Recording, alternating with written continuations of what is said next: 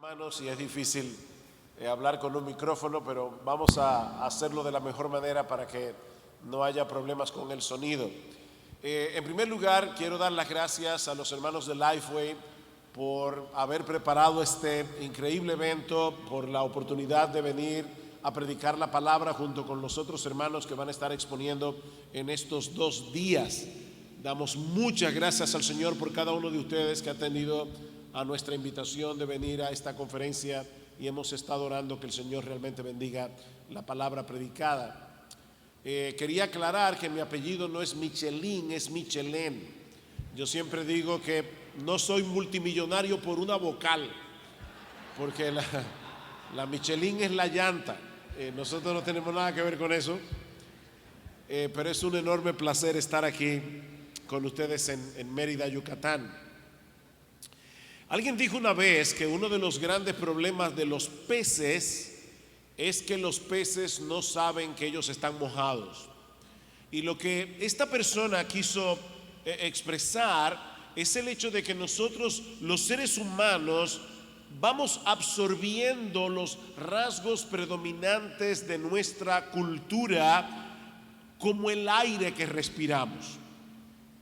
De manera que sin darnos cuenta siquiera, vamos siendo moldeados poco a poco por la atmósfera ideológica en la cual vivimos. Y muchas veces, como los peces, no nos damos cuenta que estamos mojados de la cultura a nuestro alrededor. Es por esa razón que el apóstol Pablo nos exhorta en Romanos capítulo 12, versículos 1 y 2, a que no debemos amoldarnos, no debemos conformarnos, no debemos dejar que nos metan en el molde de este mundo, sino que debemos dejar que la palabra de Dios nos vaya transformando a través de la transformación o la renovación de nuestro entendimiento. Nosotros debemos permitir que la palabra de Dios haga su trabajo en nosotros, que la palabra de Dios corrija las distorsiones con las que todos nosotros hemos venido al Evangelio. Y algunas de estas distorsiones impactan negativamente y aún nos indisponen en contra de la iglesia. Muchas de estas distorsiones culturales nos impactan negativamente para que no apreciemos la iglesia. Por ejemplo, esta es una generación marcadamente individualista. Eso quiere decir que la autoridad final de lo que está bien, lo que está mal, reside en el individuo y en nadie más. Cada cual tiene derecho a decidir bajo qué estándares éticos va a vivir, y es la realización del individuo lo único que importa. De manera, mis hermanos, que todo lo que se perciba como una amenaza a lo que el individuo quiere o a lo que el individuo aspira debe ser rechazado. Es por eso que tanto las instituciones como la autoridad, el concepto de autoridad en el día de hoy se percibe como un obstáculo para que el individuo pueda alcanzar su pleno desarrollo. Los héroes de nuestra generación son como el personaje ficticio de Jason Bourne. ¿Han oído hablar de Jason Bourne? Es un asesino entrenado por la CIA que ahora actúa por cuenta propia y lo resuelve todo sin la ayuda de nadie. El individuo obrando por sí solo y gobernado únicamente por sus propias reglas.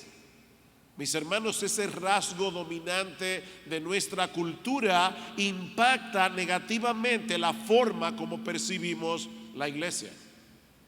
Porque aunque la iglesia no es primariamente una organización, sino un organismo, la iglesia es el cuerpo vivo del Cristo vivo. Sin embargo, la iglesia posee organización, la iglesia posee estructura y la iglesia posee autoridad. Pero esta no solamente es una generación marcadamente individualista, sino también consumista. una generación consumista, personas que están más preocupadas por lo que pueden obtener de los demás que por amar y servir sacrificialmente. En una iglesia consumista, los miembros vienen pasivamente cada domingo a recibir lo que se ha preparado, en vez de venir a ser entrenado por medio de la predicación de la palabra, con el propósito de ministrar a otros, de servir a otros con lo que ellos están recibiendo en el servicio de adoración. Y cuando la iglesia no se adapta a sus preferencias personales, simplemente opta por congregarse en otro lugar. Mis hermanos, yo no sé a ustedes, pero a mí me impresiona cómo en el día de hoy las personas cambian de iglesia con la misma facilidad con que cambian de supermercado. Ellos buscan las mejores opciones, las mejores ofertas que hay en el mercado religioso. Y aclaro que no necesariamente cambian de iglesia porque no se está predicando el evangelio en la iglesia donde se congrega. Estamos hablando de asuntos de preferencias no doctrinales. Y por supuesto el individualismo y el consumismo traen como resultado, en tercer lugar, una fobia al compromiso. Una fobia al compromiso, cuando la felicidad y la realización del individuo vienen a ser lo más importante. La gente tiende a rechazar todo aquello que le imponga responsabilidades. Nosotros queremos responsabilidad, queremos beneficios sin compromisos. Es por eso que en la sociedad occidental aumenta cada vez más el número de parejas que viven sin casarse. Yo te amo. Yo recuerdo cuando yo no era creyente, yo siempre dije, nunca me voy a casar. Y la idea era algo como esto: el día que yo ame a una muchacha, que yo ame a una mujer, yo no voy a necesitar un documento legal para probarlo. No estropeemos nuestro amor con la burocracia del matrimonio. Ahora, alguien ha dicho muy sabiamente que cuando nosotros examinamos esa frase con un poco más de cuidado, nos damos cuenta que en realidad lo que estamos diciendo es algo como esto: aunque creo que te quiero, no te quiero lo suficiente como para cerrarme a otras opciones. No te amo tanto como para entregarme a ti sin reservas. Lo triste es que hay muchas personas que profesan ser cristianas, pero tienen esa misma actitud hacia la iglesia. Esta es la generación de yo amo a Jesús, pero no a la iglesia. ¿Han oído eso? Yo amo a Jesús, pero no lo suficiente como para comprometerme con un grupo particular de cristianos y amarlos incondicionalmente. Esta es la época de cristianos sin iglesia. Yo pertenezco a la iglesia universal. Bueno, yo quiero convencerte en esta mañana que si tú dices pertenecer a la iglesia universal, pero no eres miembro de una iglesia local, eso que dices acerca de la iglesia universal es una incoherencia. El que pertenece a la iglesia universal debe pertenecer a una iglesia local. Y eso sin contar con la cantidad de personas que pertenecen a la membresía de una iglesia local, pero que no parecen entender lo que eso realmente significa. Mis hermanos, estamos tan empapados con el pensamiento del mundo en ese aspecto que no nos hemos dado cuenta siquiera. Somos como los peces, estamos mojados, pero no nos hemos enterado. De ahí la necesidad del tema que vamos a estar tratando en esta mañana: el amor y la disciplina en la iglesia. Y yo los invito, por favor, a ir conmigo al Evangelio de Mateo. Evangelio de Mateo, capítulo 18. Un pasaje muy conocido del Nuevo Testamento, y yo le oro al Señor que nos permita verlo en esta mañana con ojos frescos. Mateo capítulo 18, versículo 15 hasta el 20. Dice así la palabra del Señor. Por tanto, si tu hermano peca contra ti, ve y repréndele estando tú y él solos. Si te oyere, has ganado a tu hermano. Mas si no te oyere, toma aún contigo a uno o dos, para que en boca de dos o tres testigos conste toda palabra. Si no los oyere a ellos, dilo a la iglesia. Y si no oyere a la iglesia, tenle por gentil y publicano. De cierto os digo que todo lo que atéis en la tierra será atado en el cielo, todo lo que desatéis en la tierra será desatado en el cielo. Otra vez os digo que si dos de vosotros se pusieren de acuerdo en la tierra acerca de cualquier cosa que pidieren, les será hecho por mi Padre que está en los cielos. Porque donde están dos o tres congregados en mi nombre, allí estoy yo en medio de ellos. Hay al menos 5 elementos en este pasaje que nos ayudan a entender la naturaleza y función de la iglesia. Y el primero es la relación filial que los cristianos tienen entre sí. La relación filial que los cristianos tienen entre sí. Una vez más, noten el versículo 15. Por tanto, si tu hermano peca contra ti. El énfasis en esta expresión del Señor no recae en el hecho de que el pecado cometido ha sido contra ti, sino más bien en el hecho de que el que ha pecado es tu hermano. Es tu hermano el que ha pecado, sea o no contra ti. De hecho, hay algunas versiones que no tienen el contra ti. La relación filial que nosotros tenemos en Cristo no permite que actuemos con indiferencia cuando vemos a uno de los nuestros coqueteando con el pecado, poniendo en peligro su salud espiritual. De hecho, vean el contexto en los versículos 12 al 14. Lamentablemente, yo no les veo las caras. Y yo necesito verle las caras, cómo ustedes están reaccionando a la palabra de Dios. Pero este texto comienza con un por tanto. ¿Se dieron cuenta? Eso quiere decir que es algo que va a conectar con lo que Jesús está hablando en los versículos anteriores. Noten el versículo 12. ¿Qué os parece si un hombre tiene 100 ovejas y se descarría una de ellas? ¿No deja las 99 y va por los montes a buscar la que se había descarriado? Y si acontece que la encuentra, de cierto os digo que se regocija más por aquella que por las 99 que no se descarriaron. Así no es la voluntad de vuestro Padre, no de tu Padre, sino de vuestro Padre, que se pierda uno de estos pequeños. ¿Se dieron cuenta otra vez de la relación filial?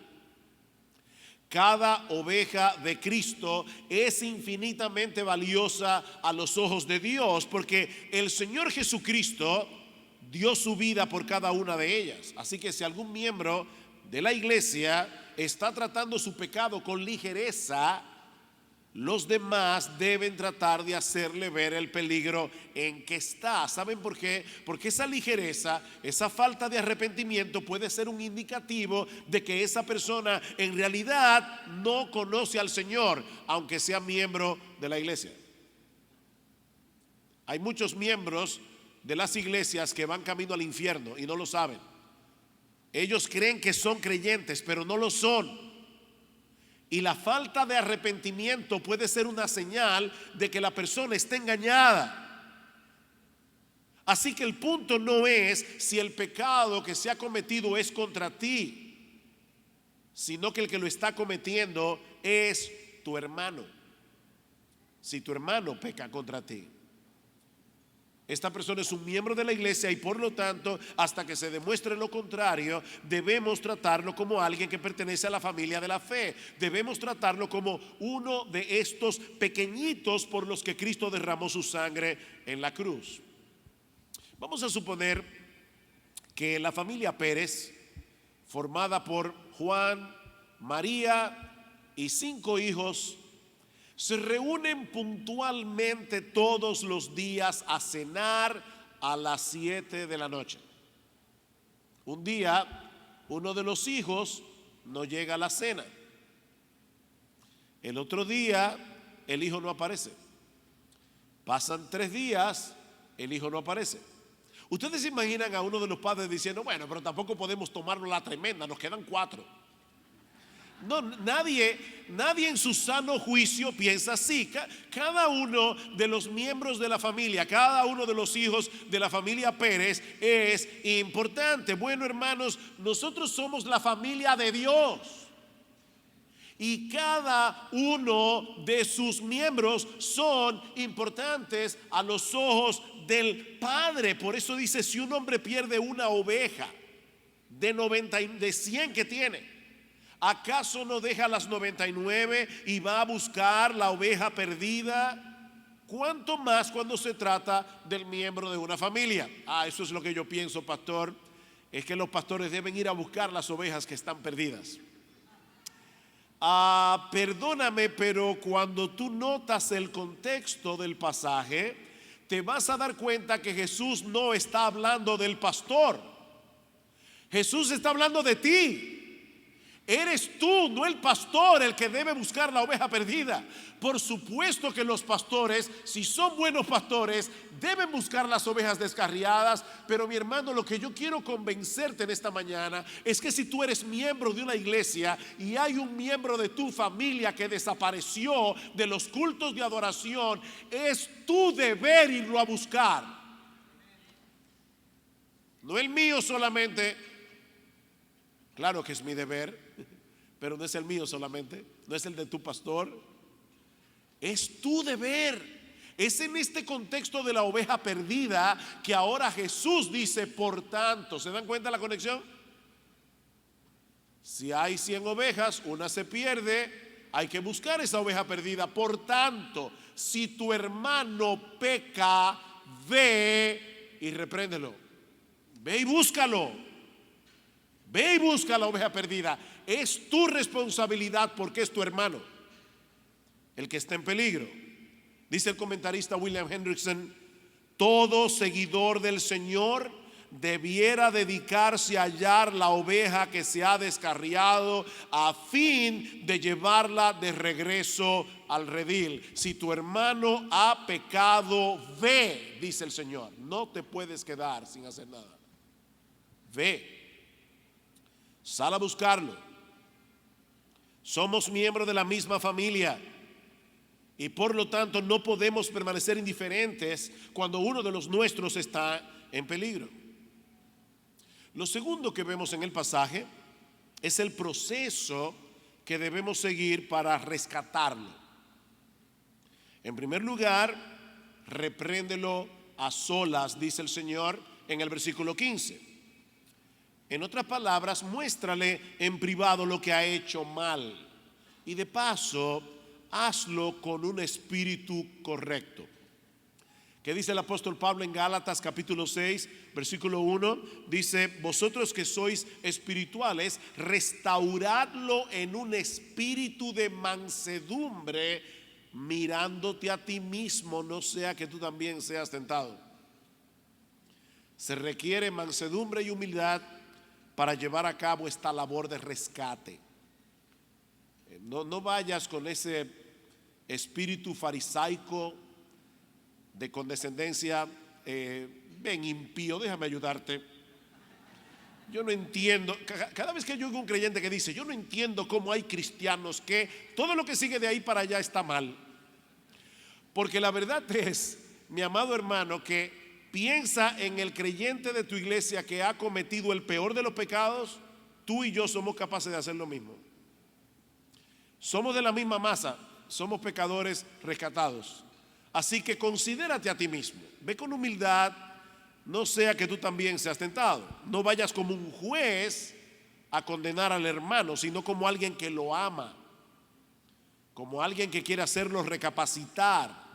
Es lo mismo que vemos en Romanos capítulo 15, versículo 14. Pablo dice: en cuanto a vosotros, hermanos míos, yo mismo estoy también convencido de que vosotros estáis llenos de bondad, llenos de todo conocimiento, capaces también de amonestaros los unos a los otros. Debemos hacerlo con bondad, deseando sinceramente el bienestar espiritual de nuestro hermano. Ahora bien, ¿qué pasa si el hermano no escucha la reprensión? Dice Jesús: toma aún contigo. Ay, gracias. Ahora los veo. Ya sé que no se durmieron. Ok, toma aún contigo a uno o dos, para que en boca de 2 o 3 testigos conste toda palabra, dice el Señor en el versículo 6. Y esta medida, 16, perdón. Y esta medida es sumamente importante por 2 razones. La primera es que estos testigos pueden ayudarnos a determinar si en verdad estamos ante un caso que requiere de una reprensión, porque es posible que no se trate de un pecado, sino de una simple diferencia de criterio.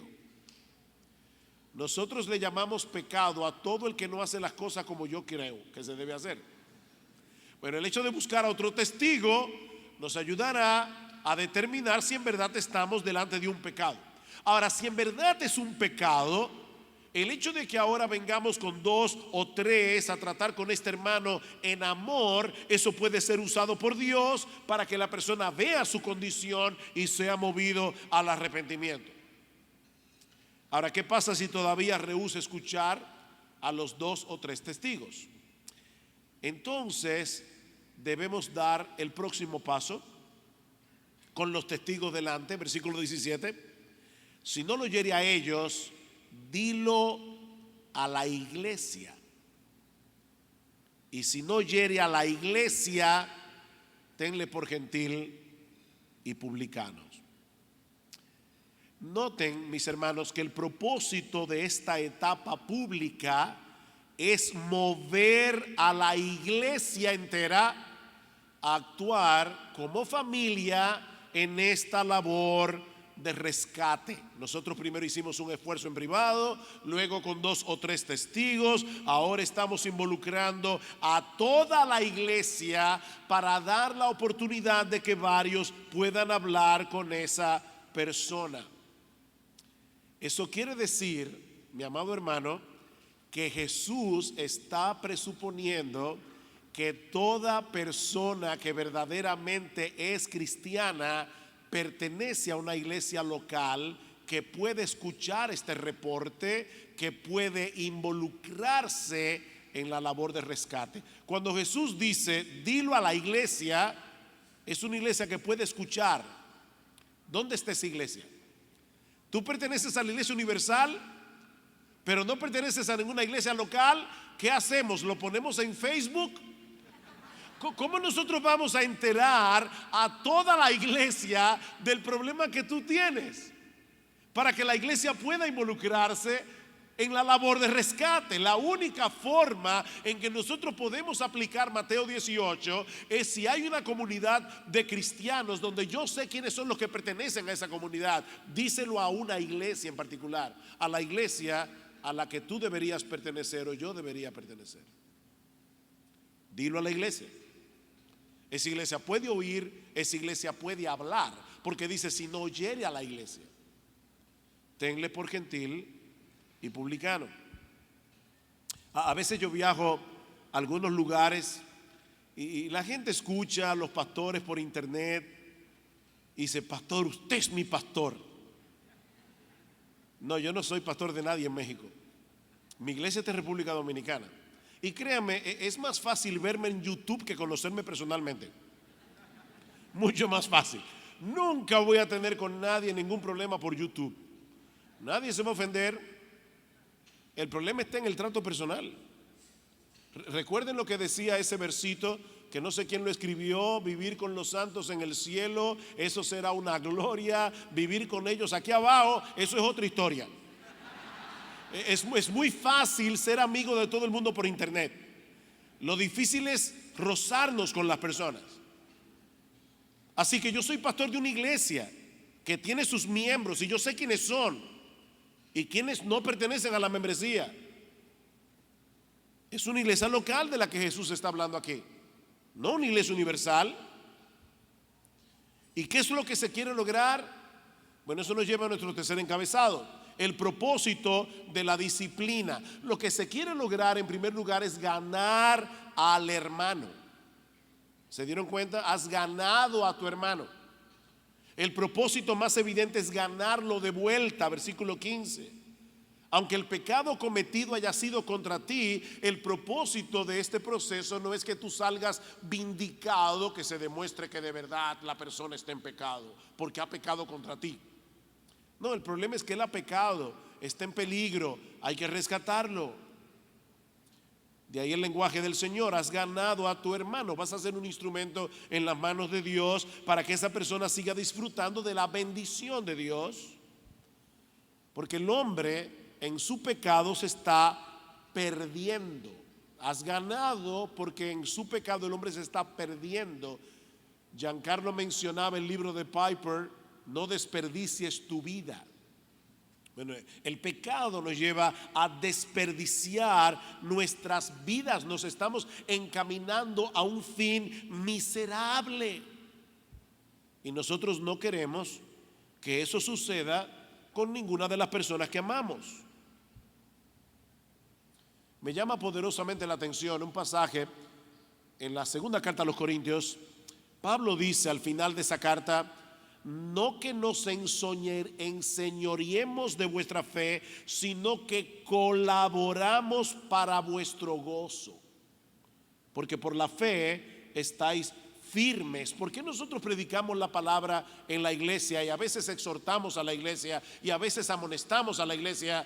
Porque nosotros estamos colaborando con tu gozo. Si tú caminas bien, vas a vivir y experimentar el gozo del Señor. Bueno, es lo mismo que pasa cuando un hermano amonesta a otro. Está colaborando con su gozo, aunque la disciplina al presente no parece ser causa de gozo. Pero estás colaborando con el gozo de esa persona. Lo estás rescatando. Ahora, por otro lado, la disciplina eclesiástica tiene el propósito, y ahora, hermanos, les pido que pongan toda la atención, porque lo que voy a decir puede sonar un poco extraño al oído de algunos. La disciplina también tiene el propósito de proteger los límites del reino de Dios. No es únicamente ganar al hermano, es proteger los límites del reino de Dios. ¿Qué dice el versículo 17? Si no oyere a la iglesia, tenle por gentil y publicano. Estas dos categorías que Jesús está mencionando aquí en la mente de un judío del primer siglo, es decir, aquellos que no pertenecen al reino de Dios. El gentil y el publicano no pertenecen al reino de Dios. Vean lo que dice el versículo 1 de Mateo 18. En aquel tiempo, este es el contexto más amplio del pasaje, los discípulos vinieron a Jesús diciendo: ¿quién es el mayor? ¿A dónde? En el reino de los cielos. Llamando Jesús a un niño, lo puso en medio de ellos y dijo: de cierto os digo que si no os volvéis y os hacéis como niños, no entraréis en el reino de los cielos. Así que cualquiera que se humille como este niño, este es el mayor. ¿A dónde? En el reino de los cielos. Mateo 18 está enmarcado en una enseñanza sobre ¿qué? Sobre el reino de los cielos. En la época del Señor Jesucristo, los límites del reino de Dios en la mente del judío estaban muy claros. Todos los israelitas que hacían su mejor esfuerzo para obedecer la ley estaban dentro, los demás estaban fuera. Los gentiles y los cobradores de impuestos que le cobraban impuestos a sus hermanos de raza para dárselos al romano opresor, esos también estaban fuera. Ahora Cristo quiere hacerle ver a sus discípulos que la pertenencia en el reino no es un asunto de raza, no es un asunto de nacionalidad, sino del corazón. Si no os convertís y os hacéis como niños, sin importar si eres mexicano, dominicano, cubano, de donde seas, no entraréis en el reino de los cielos. Así pues, cualquiera que se humille como este niño. ¿Cuál niño? ¿Hay algún niño en el pasaje? Ustedes vieron el texto otra vez, vean sus Biblias.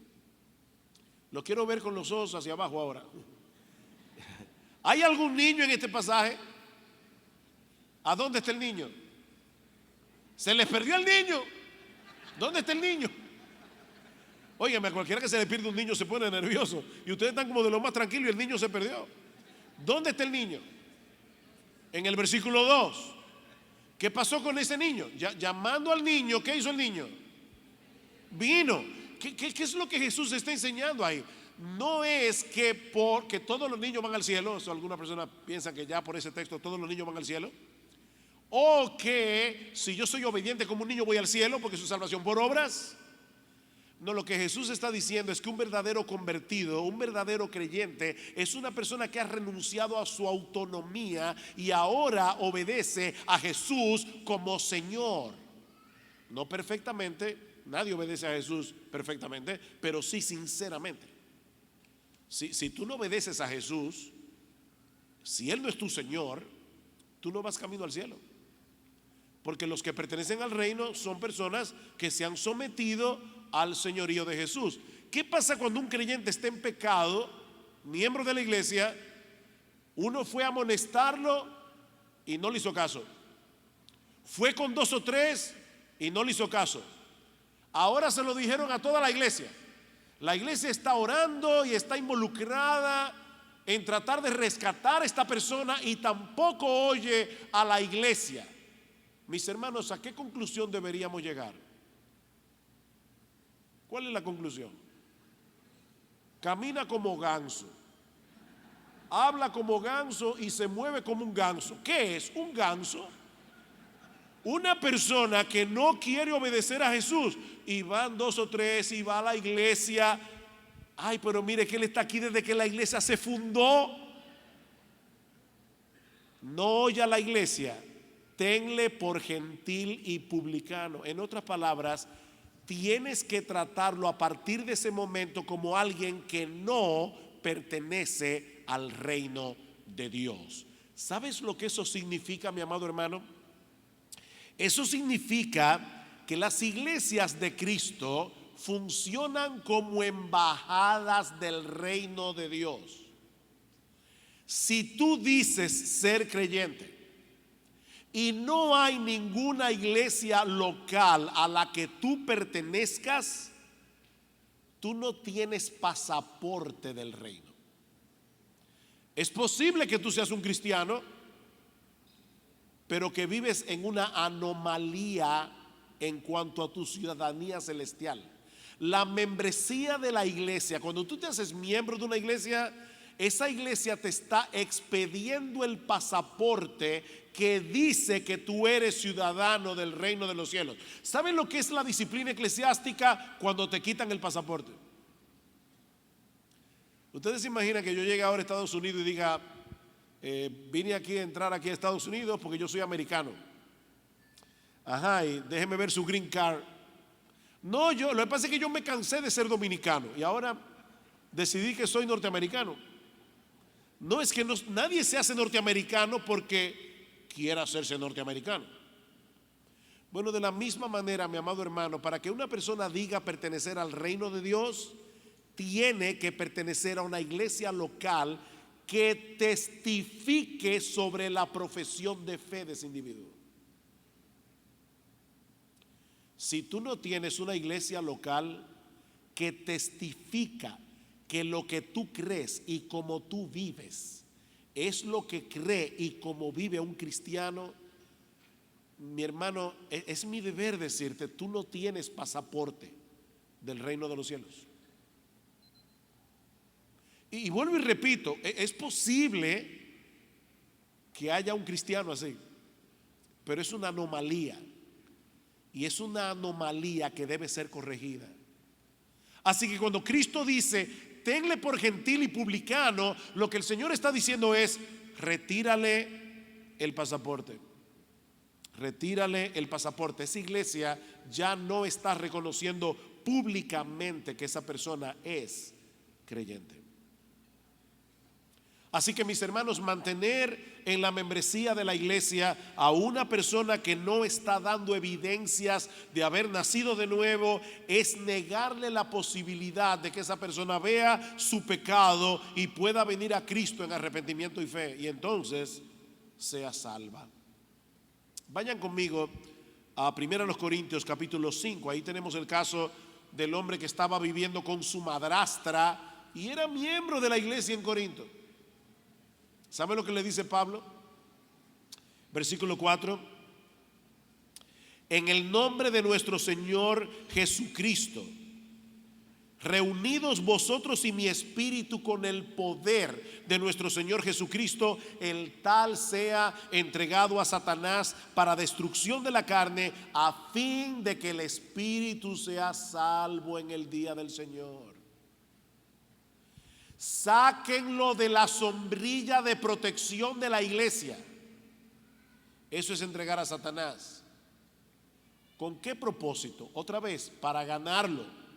Nuestra esperanza debe ser que estando en esa condición, la persona pueda venir a Cristo en arrepentimiento y fe al ver las consecuencias de su pecado en su vida.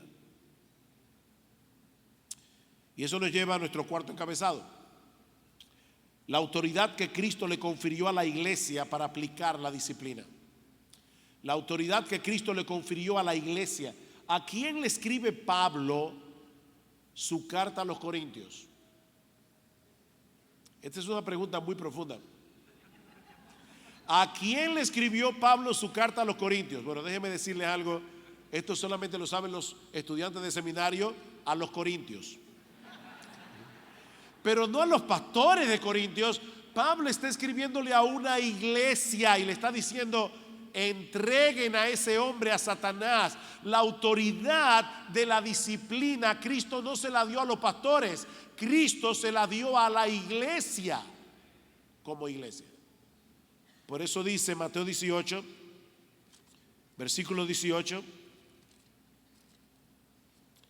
de cierto os digo que todo lo que atéis en la tierra será desatado en el cielo, todo lo que desatéis en la tierra será desatado en el cielo. Los términos atar, desatar parecen referirse aquí a la autoridad que Cristo le confirió a su iglesia de excluir de la membresía a una persona que rehúsa arrepentirse de una forma de vida que es contraria al evangelio, es contraria a su profesión de fe.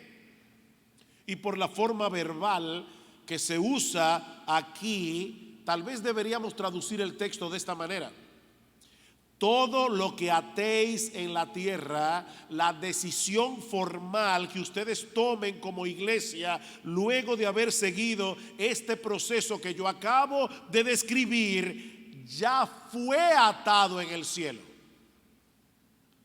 Y todo lo que desatéis en la tierra ya habrá sido desatado en el cielo.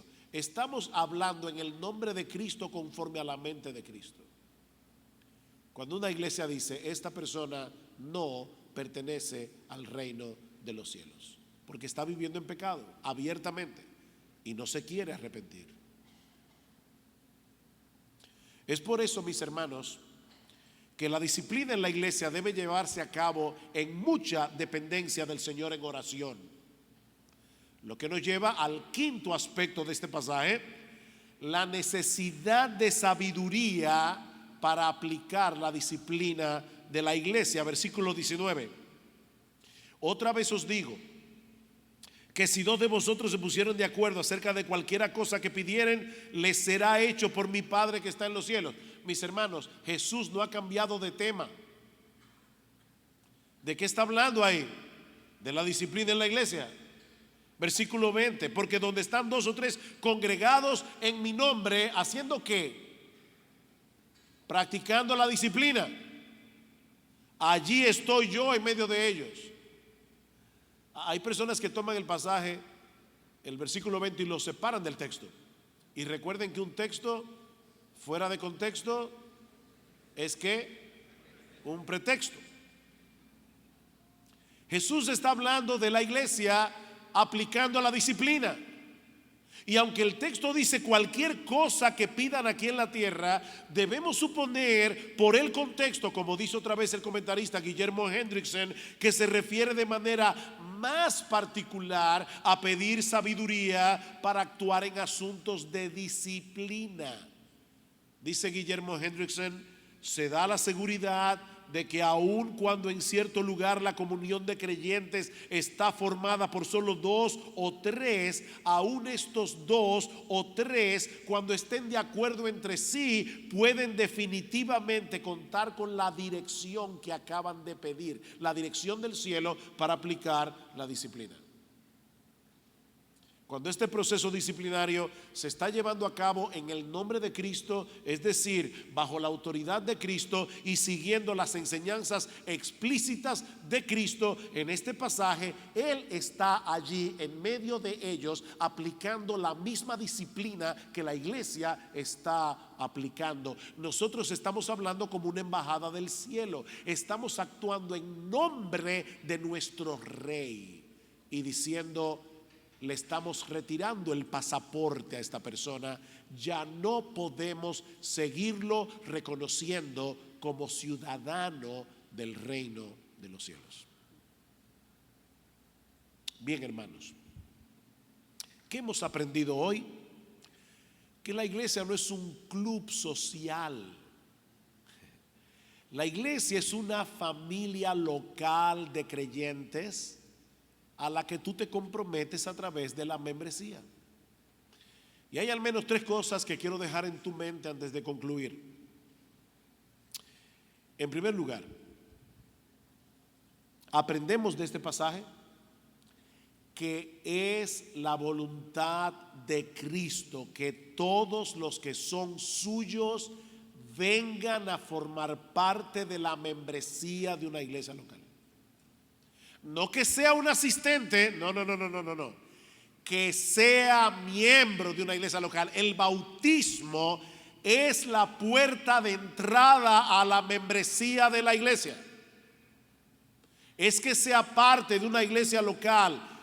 Tenle por gentil y publicano. ¿Qué significa eso? Exclúyanlo. Ahora, hermano, yo quiero hacerles una pregunta. ¿Cómo yo puedo excluir a alguien que primero no ha sido incluido? Eso no tiene sentido. Ese proceso presupone una iglesia local con su membresía. Yo puedo decir Juan, Pedro, José, María, Ramona pertenecen a esta iglesia, pero Claudio, Mauricio, Xiomara no pertenecen a la membresía de esta iglesia. Eso es lo que estoy diciendo. Mis hermanos, ¿qué dice en Hebreos capítulo 13, versículo 17? Obedeced a vuestros pastores. ¿A cuáles pastores tú vas a obedecer? ¿Cuáles son los nombres de tus pastores a los que tú vas a obedecer? Porque dice que ellos van a dar cuenta. ¿Ustedes creen que yo voy a dar cuenta por todos ustedes? No. Yo voy a dar cuenta por los miembros de mi iglesia en Santo Domingo. Sería terrible que nosotros demos cuenta por todos los cristianos del mundo entero. No. Obedeced a vuestros pastores y sujetaos a ellos, porque ellos velan por vuestras almas como quienes han de dar cuenta, para que lo hagan con alegría y no quejándose, porque esto no os es provechoso. A vuestros pastores. Y en el versículo 24 dice: saludad a vuestros pastores. ¿A cuáles? ¿Quiénes son tus pastores? O Pablo dice en 1 Timoteo 5, hablando del cuidado de las viudas: no pongas en la lista a las viudas que no sean menores de 60 años, etc. Lista. ¿Qué lista es esa? La lista de las viudas que son miembros de la iglesia y que deben ser ayudadas por la iglesia. Pero ¿cómo yo hago esa lista si yo no sé ni quiénes son los miembros de mi iglesia? Hay pastores que yo le pregunto: pero mira acá, fulano es miembro de tu iglesia. Bueno, él va, pero ¿quiénes son los miembros de tu iglesia? Ese concepto es bíblico, es nuevo testamentario. En segundo lugar, otra cosa que debemos deducir de este pasaje, en su contexto, es que la iglesia local es una comunidad de personas comprometidas entre sí en la defensa de la verdad. La iglesia es columna y baluarte de la verdad, en la predicación del evangelio, en la práctica de las ordenanzas, el bautismo y la cena del Señor, y el cuidado mutuo. Eso es una iglesia local, y eso es ser miembro de una iglesia local. Estamos leyendo Mateo y llegamos al capítulo 28. Y en Mateo 28 dice: toda autoridad me ha sido dada en el cielo y en la tierra, por tanto, id y haced discípulos de todas las naciones, bautizándolos en el nombre del Padre y del Hijo y del Espíritu Santo, y enseñándoles a guardar todas las cosas que yo os he mandado. Y he aquí, yo estoy con vosotros todos los días hasta el fin del mundo. ¿En qué contexto es que se va a cumplir la gran comisión? Jesús acaba de enseñar acerca de la iglesia. ¿Bautizarlo a dónde? ¿Para que se hagan miembro de qué? Mis hermanos, no podemos desconectar la gran comisión de la iglesia local. La práctica de las ordenanzas no se llevan a cabo en un río. Digo, usted puede bautizar en un río, eso no es problema. Lo que estoy diciendo es, no es que yo de repente le predico a alguien: yo soy cristiano de la secreta y yo no pertenezco a ninguna iglesia, yo soy un agente libre, como en el béisbol. Y yo voy a predicar el evangelio, y predicando el evangelio se convirtió Juanito. Entonces yo voy al río con Juanito, yo solo, él y yo lo bautizo y lo dejo tranquilo. No. El bautismo en la gran comisión está conectado con lo que Jesús ha dicho acerca de la iglesia local. Es la puerta de entrada a la iglesia local. Es una comunidad de personas comprometidas a cuidarse y dejarse cuidar. Y finalmente aprendemos también que la práctica de la disciplina en la iglesia local, pastores, escúchenme con atención, la práctica de la disciplina en la iglesia local es esencial para que una iglesia funcione como una iglesia. Es esencial. Una iglesia que no está practicando la disciplina eclesiástica está desobedeciendo a Jesús, está descuidando los límites del reino, está dejando de amar a los miembros y está confundiendo al mundo. Una iglesia que no practica la disciplina eclesiástica no está funcionando como una iglesia. Olvídense de esa idea de que la práctica de la disciplina eclesiástica es una falta de amor. No, donde no hay disciplina no hay amor. Porque ¿qué padre es aquel que no disciplina a su hijo? Dice en Hebreos capítulo 12. Y si no lo disciplina, ¿saben cómo lo está tratando? Como a un bastardo y no como a un hijo. Las iglesias que no practican la disciplina están tratando a sus miembros como bastardos, no como hijos de Dios. Mis hermanos, este tema es vital si nosotros de verdad queremos preservar la iglesia hasta que Jesucristo vuelva en gloria. No nos dejemos amoldar por este mundo, por su individualismo, por su consumismo y por su falta de compromiso. Nosotros somos cristianos y los cristianos siguen a Cristo, obedecen a Cristo porque aman a Cristo. Que Dios nos ayude. Vamos a orar.